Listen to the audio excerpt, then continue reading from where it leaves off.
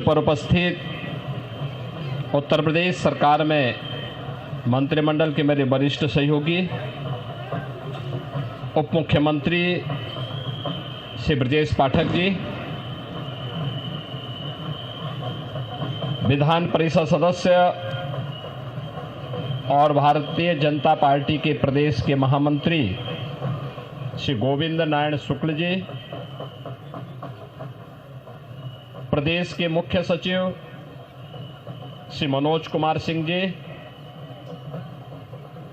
प्रमुख सचिव मुख्यमंत्री कार्यालय श्री संजय प्रसाद जी, भारतीय जनता पार्टी महानगर लखनऊ के अध्यक्ष श्री आनंद द्विवेदी जी,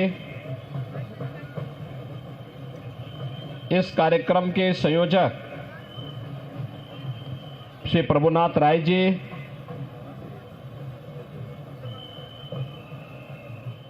भोजपुरी समाज के महासचिव श्री मनोज सिंह जी,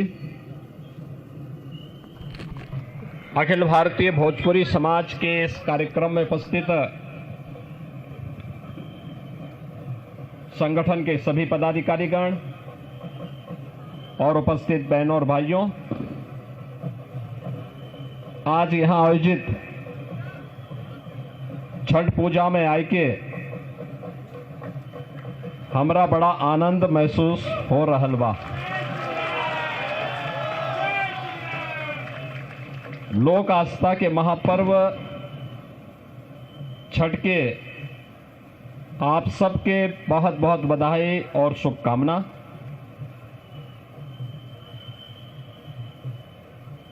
छठी मैया की कृपा आप सबके ऊपर बनल रहे, सबके जीवन खुशहाल रहे, आप सबके जीवन में उमंग और उत्साह बनल रहे। परिवार खातिर कठिन व्रत रखने वाली माता और बहन लोगों के हमारी तरफ से विशेष मंगल कामना। पूरी दुनिया में हजारों भाषा और बोली बा, लेकिन भारत की संस्कृति के अलगे स्थान बा। वही माँ भोजपुरी भाषा संस्कृति अपन दुनिया में अलग मिठास और सुगंध के कारण सबसे हटके अपन पहचान बनौलेल बा और ये अलग अपन इतिहास बा। बहनों और भाइयों, मुझे बहुत प्रसन्नता है कि अखिल भारतीय भोजपुरी समाज का यह छठ महापर्व का ये 40वां वर्ष है। सन 1984 से ये लक्ष्मण मेला मैदान में यह आयोजन लगातार होता रहा है और अब तो यह न केवल भोजपुरी समाज का बल्कि अखिल भारतीय समाज का यह उत्सव बन गया है। जहां कहीं देखो भोजपुरी समाज बिहार से, पूर्वी उत्तर प्रदेश से, देश और दुनिया में जहां कहीं भी गया, अपने साथ पर्व की सुगंध को ले जाकर के एक भारत श्रेष्ठ भारत की इस परिकल्पना को आगे बढ़ाने के लिए कार्य कर रहा है। पर्व और त्योहार के पीछे का भाव भी यही है कि हम सब मिलकर के भेदभाव को की कृपा के लिए हम सब आयोजन करते हैं। और मुख्य रूप से अगर हम देखते हैं तो यह लोक आस्था का एक ऐसा पर्व है जो सूर्य उपासना के साथ जुड़ा हुआ है। सूर्य इस धरती के लोक देवता है। आप देखते होंगे कि इस चराचर जगत की कोई भी वस्तु बगैर सूर्यदेव की कृपा के उसमें जीवन नहीं आ सकता। उनकी कृपा से ही हर ओर हलचल है, जीवन है, और उसकी उपासना, ये उसके प्रति कृतज्ञता का भाव पैदा करना भी है। अभी कुछ ही देर में अस्तांचल सूर्य को अर्घ्य देकर के माताएं अपने इस व्रत को और ऊंचाई को प्रदान करेंगे। कल सूर्योदय के साथ अर्घ्य देकर के इस व्रत की पूर्णाहुति होगी। बहुत कठिन व्रत है, लेकिन कठिन व्रत के साथ जुड़ करके व्रती और व्रत दोनों का महत्व और भी बढ़ जाता है।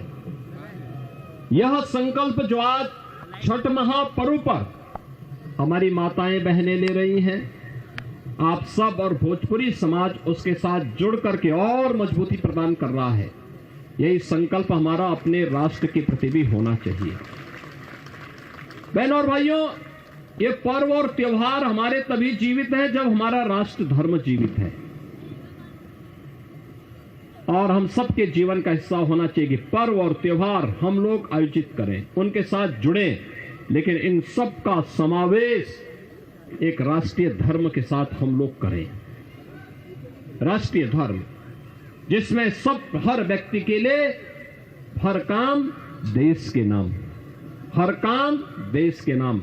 मोदी जी यही कहते हैं, प्रधानमंत्री मोदी जी के जीवन का संकल्प यही है। लेकिन एक और जहां हम इन आयोजनों के साथ जुड़ रहे हैं, अपने पर्व और त्योहार के माध्यम से समाज को जोड़ने का काम कर रहे हैं, वहीं कुछ लोग ऐसे भी हैं जो भारत में रह करके भारत की अस्मिता और भारत के अस्तित्व के साथ खिलवाड़ करना चाहते हैं। और जो लोग इस प्रकार का कृत्य कर रहे हैं, उन्हें किसी भी भारतवासी को बर्दाश्त नहीं करना चाहिए। याद रखना, 140 करोड़ भारतवासी जब एकजुट होकर के एक स्वर से बोलते हैं तो पूरी दुनिया आपकी बात को सुनती है। जब हम जाति, मत और मजहब के आधार पर बटे होते हैं तो दुनिया भी आपको नजरअंदाज करती है। एक स्वर से 140 करोड़ भारतवासी जब बोलेगा तो दुनिया की किसी देश की, दुनिया की किसी भी ऐसे तत्व की का दुस्साहस नहीं जो भारत की ओर टेढ़ी नजरों से देख सके। कोई नहीं देख सकता। लेकिन जब हम आपस में ही बटे रहेंगे तो ये दुष्परिणाम भी हमारे सामने आएंगे। और उस महत्वपूर्ण मुद्दे की ओर मैं आपका ध्यान आकर्षित करना चाहता हूं। याद करिए, 5 अगस्त 2019 प्रधानमंत्री मोदी जी की प्रेरणा से माननीय गृह मंत्री श्री अमित शाह जी ने देश की संसद में कश्मीर में धारा 370 और 35 ये को समाप्त करने की घोषणा की थी, और देश की संसद की मोहर इस पे लगी थी, और इसको पूरी तरह संविधान से धारा 370 को समाप्त करके आतंकवाद की ताबूत पर अंतिम कील ठोकने का काम किया था। दुनिया ने भारत की ताकत का एहसास किया। पूरी दुनिया को लगा ये नया भारत है। ये नया भारत किसी का नुकसान नहीं पहुंचाएगा, लेकिन कोई छेड़ेगा तो उसको छोड़ेगा भी नहीं। न झुकेगा, न डिगेगा, न हटेगा, बल्कि अपने राष्ट्र की अस्मिता और अस्तित्व की रक्षा के लिए सब कुछ निछावर करने को तैयार होगा। और हर हाल में भारत की एकता और अखंडता को बनाए रखने के लिए जो भी कड़े से कड़े, कठिन से कठिन कदम उठाने की आवश्यकता पड़ेगी, उसको उठाने में हिचकेगा नहीं। और यह कदम एक भारत, मजबूत भारत के रूप में प्रधानमंत्री मोदी जी का कदम था। जब कश्मीर में कांग्रेस के समय में संविधान में बाबा साहब भीमराव अंबेडकर के नचाने के बावजूद धारा 370 और 35 जोड़ करके आतंकवाद का गढ़ भारत को बनाने की कुछ चेष्टा 1952 में की गई थी। और यह प्रावधान था कि अस्थायी प्रावधान होगा, लेकिन कोई भी सरकार हिम्मत नहीं कर पाई। मोदी जी ने हिम्मत दिखाई देश के हित में और धारा 370 समाप्त हुई। आज आप देखते होंगे जिस कश्मीर में पत्थरबाज पहले पत्थर मारते थे, वह कश्मीर आज एक बार फिर से भारत का स्वर्ग बनने की ओर अग्रसर। आज उस कश्मीर में बड़े बड़े इंफ्रास्ट्रक्चर के कार्य हो रहे हैं, टनल बन रहे हैं, एम्स, आईआईटी, आईआईएम जैसे संस्थान बन रहे हैं।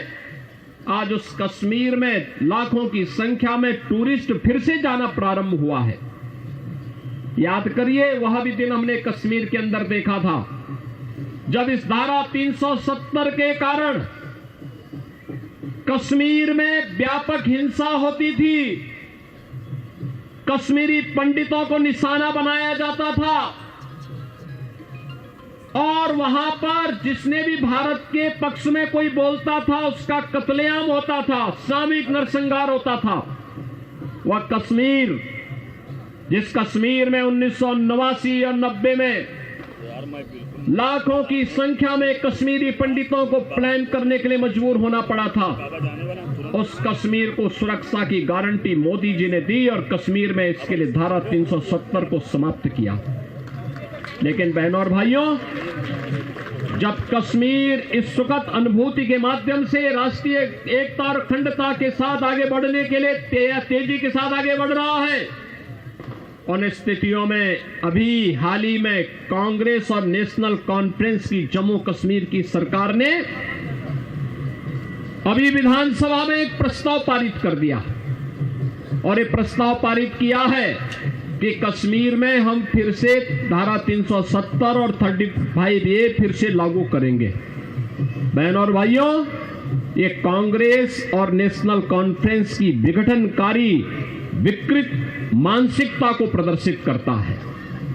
ये बताता है कि राष्ट्रीय एकता के साथ खिलवाड़ करके देश को फिर से आतंकवाद की भट्टी में झोंकना चाहते हैं। पूरा देश कांग्रेस के इस विघटनकारी प्रवृत्ति को देख रहा है और हम सब इसकी निंदा करते हैं और हम कांग्रेस के नेतृत्व को भी कहते हैं कि कांग्रेस के नेतृत्व को राष्ट्रीय सुरक्षा के साथ खिलवाड़ करने से बाज आना चाहिए। देश उन्हें स्वीकार करने को अब तैयार नहीं है, कतई तैयार नहीं है।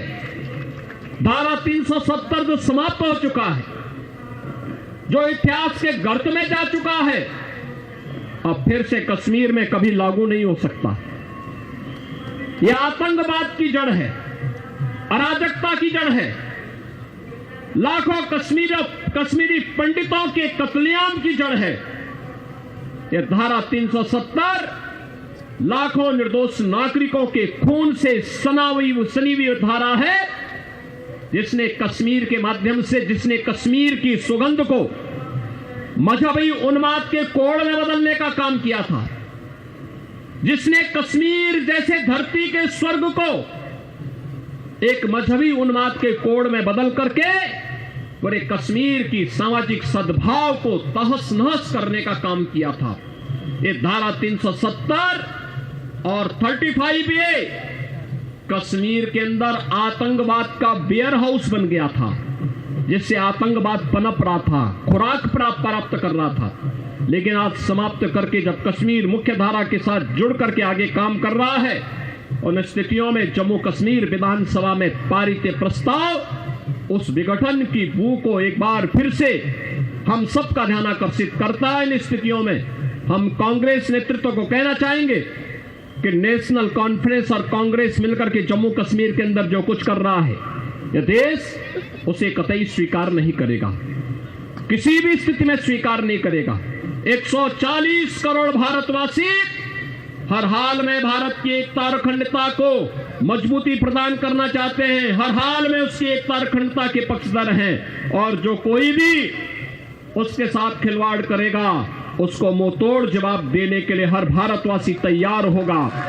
आज के इस अवसर पर कांग्रेस को छठ महापर्व के अवसर पर मैं कांग्रेस से ही कहूंगा कि वह जम्मू कश्मीर विधानसभा से पारित इस प्रस्ताव के खिलाफ स्वयं भी बोले, अन्यथा भारत में कांग्रेस की वही स्थिति हो जाएगी जो जम्मू कश्मीर में धारा 370 और 35A की हो चुकी है।